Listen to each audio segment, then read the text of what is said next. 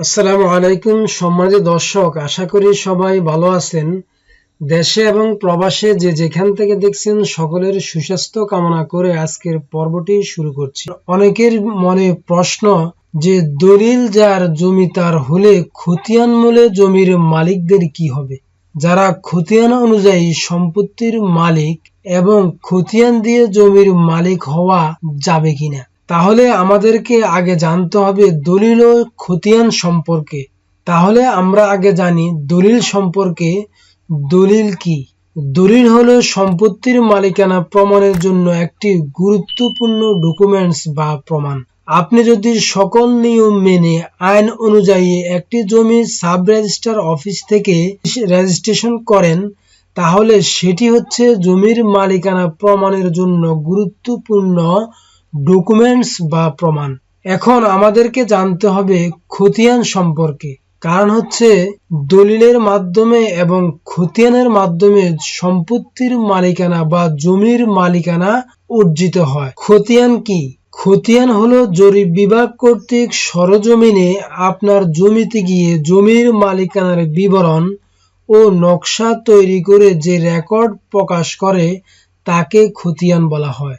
আর এই খতিয়ান হলো সরকারি দলিল। এই খতিয়ানের মাধ্যমেই সরকার নির্ধারণ করে থাকে জমিটি কার নিকট আছে, জমির প্রকৃতি কি বা জমির শ্রেণী কি এবং জমির খাজনা কত। এবং এই খতিয়ানের মাধ্যমেই সরকার জমির মালিকের নিকট থেকে খাজনা গ্রহণ করে থাকেন।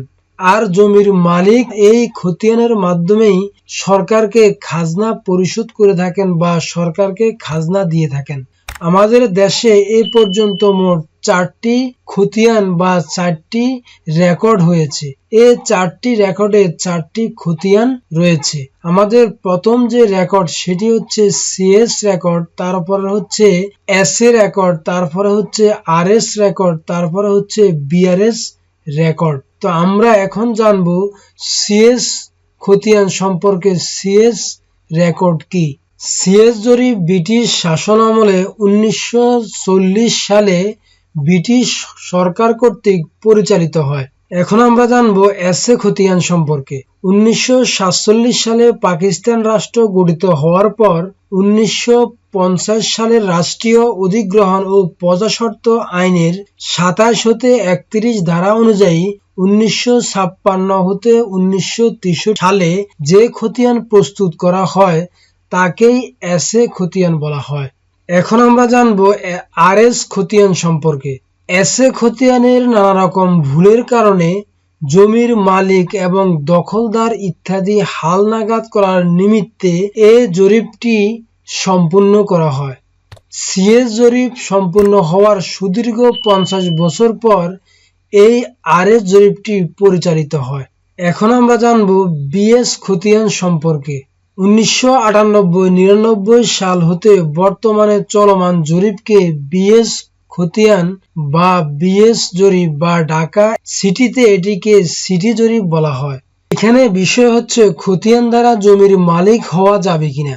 যারা খতিয়ান অনুযায়ী জমির মালিকানা দাবি করবেন তারা অবশ্যই দাবি করতে পারবেন। তাদের যদি সিএস খতিয়ান থেকে শুরু করে বিআরএস বা বিএস খতিয়ান পর্যন্ত ধারাবাহিকভাবে সকল খতিয়ানে তাদের জমি থাকে, তাহলে তিনি অবশ্যই জমির মালিক হবেন।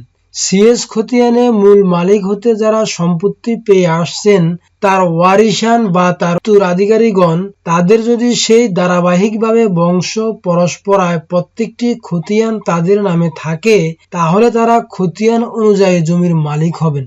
বর্তমানে খতিয়ান অনুযায়ী জমির মালিকের সংখ্যা অনেক কম, কারণ অনেকেই ইতিমধ্যে বিভিন্নভাবে জমি হস্তান্তর করে ফেলেছেন বা জমি বিক্রি করে দিয়েছেন। আমরা জানি যে 1940 সালে সিএস খতিয়ান, 1962 সালে এসএ খতিয়ান এবং 1997 ও 1998 সালে বিআরএস খতিয়ান হয়েছে। এই খতিয়ানগুলোর মাধ্যমে যারা সম্পত্তির মালিকানা অর্জন করেছেন, সম্পত্তির মালিক হওয়ার পরে অনেকে সম্পত্তি বিক্রি করে দিয়েছেন, তখন এই দলিল সৃষ্টি হয়েছে। তারা দলিল অনুযায়ী সম্পত্তির মালিকানা অর্জন করেছেন, যাদের কাছে শুধু খতিয়ান আছে সেই পূর্বপুরুষের সিএস খতিয়ান, এসএ খতিয়ান, আরএস খতিয়ান এবং বিএস খতিয়ান আছে, তারা অবশ্যই জমির মালিক হবেন খতিয়ান অনুযায়ী। তাদেরকে জমির মালিকানা হতে কেউ সরাতে পারবেন না। যাদের কাছে শুধু বিএস বা বিআরএস খতিয়ান আছে কিন্তু অন্য কোনো খতিয়ান নেই, তাদের কাছে যদি কোনো দলিল না থাকে তাহলে তারা জমির মালিকানা দাবি করতে পারবেন না। কারণ খতিয়ান অনুযায়ী জমির মালিকানা দাবি করতে হলে প্রতিটি খতিয়ান আপনার কাছে ধারাবাহিকভাবে থাকার পর উক্ত জমিটি অবশ্যই আপনার নামে নামজারি বা খারিজ করে নিয়ে আসতে হবে। নামজারি খতিয়ান অবশ্যই আপনার নামে থাকতে হবে। সম্মানিত দর্শক, আপনি একটু বিবেক দিয়ে বিচার করুন, আপনার কোনো দলিল নাই বা পূর্ববর্তী কোনো খতিয়ান নেই, একটি খতিয়ান আপনার নামে হয়েছে, তাহলে আপনি কিভাবে সম্পত্তির মালিকানা দাবি করেন? আপনার নামে যে খতিয়ানটি হয়েছে তা অবশ্যই ভুলবশত হয়েছে, অন্যের সম্পত্তি আপনার নামে রেকর্ডভুক্ত হয়েছে এবং শুধুমাত্র একটি খতিয়ান দিয়ে জমির মালিকানা অর্জন করা যায় না। আপনার নামে যে খতিয়ান হয়েছে তার পূর্ববর্তী খতিয়ানগুলো যদি আপনার পূর্বপুরুষের নামে থাকে, সেই সিএস খতিয়ান থেকে শুরু করে বর্তমান পর্যন্ত আপনার ওয়ারিসদের নামে থাকে, তাহলে আপনি অবশ্যই জমির মালিকানা দাবি করতে পারবেন এবং আপনি খতিয়ান অনুযায়ী জমির মালিক হবেন। তবে অবশ্যই আপনাকে যথোপযুক্ত কাগজপত্র আপনাকে উপস্থাপন করতে হবে জমির মালিকানা প্রমাণের জন্য খতিয়ান অনুযায়ী।